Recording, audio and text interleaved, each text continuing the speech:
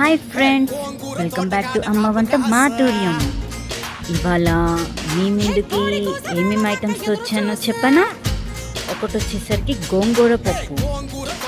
ఇది చాలా మంచిది. ఇంకా గోంగూరలో ఐరన్ ఉండటం వల్ల టేస్ట్ అయితే చాలా బాగుంటుంది. మీరు ఎప్పుడైనా ట్రై చేయండి. ఇదిగోండి గోంగూర పప్పు. ఇంకా మరి మీరు వినే ఉంటారు కదా, పప్పుచారు ఉప్పు చేప. అలానే ఇప్పుడు ఈ గోంగూర పప్పులోకి నేను నంచుకోవటానికి ఎండి చేప తీసుకున్నాను అన్నమాట. చాలా బాగుంటుంది. మీకు వీలుంటే ఎండి చేప చేసుకోవడానికి ట్రై చేయండి. హెల్త్ కూడా చాలా బెనిఫిట్స్ ఉంటాయి ఎండి చేప తినటం వల్ల. సో ఇది ఇవాళ అమ్మ వంట మాధుర్యంలో స్పెషల్. మరి మీరేం తిన్నారు? మెన్షన్ చేయండి, సపోర్ట్ చేయండి.